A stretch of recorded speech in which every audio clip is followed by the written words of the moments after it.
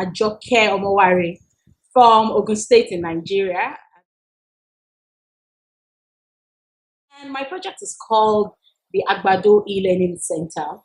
What it's about, it's essentially a reading club where younger kids from ages 7 to 15 will come, have access to reading materials and internet access so that they can see what's happening in the world around them. The idea for the project came out of a desire to see how education can cause some sort of equality irrespective of your social economic status or background.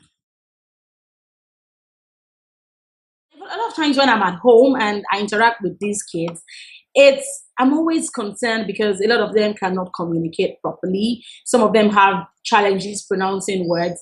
And it just occurs to me that these children do not have the right amount of education that their peers outside of this community have. And so in interacting with a lot of them, I thought about it one day that, I could start to encourage them to read more, and in reading more, sort of enhance their literacy skills. So what's innovative about this approach is, beyond using the traditional means of print books and sort of let them, it's also using technology. So they're connected, though they are in Agbado, it's a small community, but it's a global village. With the internet, they can access what's happening in Canada, they can access what's happening in the US, in the UK, and so many other countries of their dreams. Essentially, it's to let them see that beyond what's happening in the community, there's something bigger. And, via the internet and through digitized materials, their imagination just broadens. Okay, so the Community Development Association in Agbado have been very supportive. I've had meetings with them, and right now they've given me a small piece of land. It's about 10 square meter to start. So, and they've pledged unflinching support. They've also talked about discussing with other people, parents and landlords in the area, sort of to send their children across. That's one stakeholder that's been very helpful. Another stakeholder is Pearson Nigeria. I did a project with them last year, and I discussed with the managing director here in Nigeria, and he's promised to give me materials to start with, assessment tools for their pre-assessment and post-assessment after the program. So those are key stakeholders that I've started working with. Other people have identified, there's a project called One Child, One Book, and it's owned by a lady called Tosin Jegede in Nigeria. So what the project does is they provide books for younger kids to 7 to 15. So I've discussed with her, I need to still send her some of what I'm doing, so that if she has materials that she's not using, she can always give it to us in Agbado.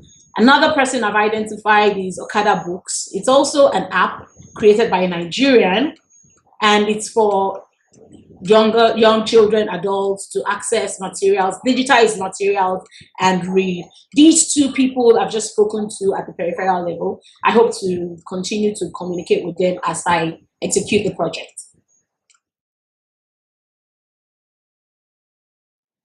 Okay, so that's interesting. That's it's an informal recruitment.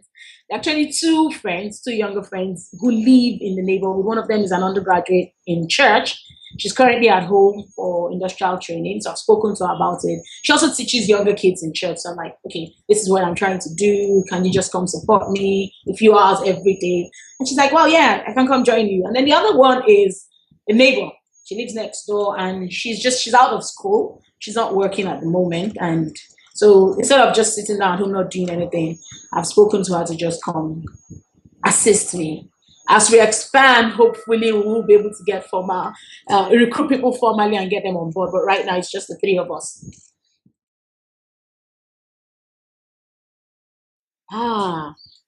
Well, that's a tough question because all the 6 lessons were quite helpful. The whole process was like a business plan write-up. And at the time I finished it, I just told myself that, wow, this thing is it was like an idea in December last year. And come March, it looks like it's going to be realizable. But the part of it I like that was most helpful, I think, was the action and contingency plan.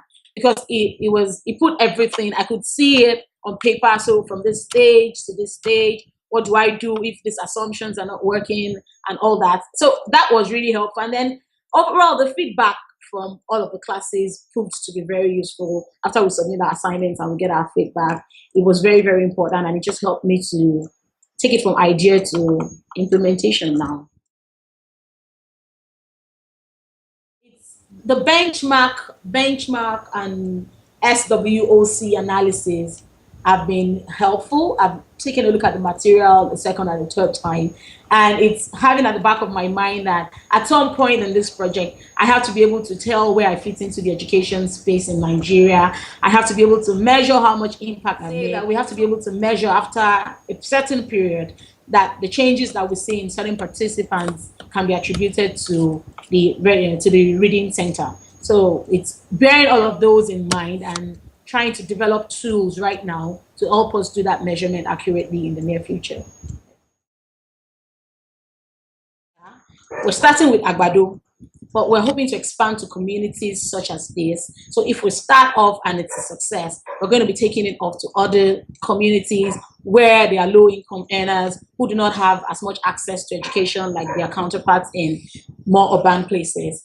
And in the next 1 to 2 years, we would have low-income people who are as smart as their colleagues in the urban places. That's essentially what it is. That's the message I'm telling the public.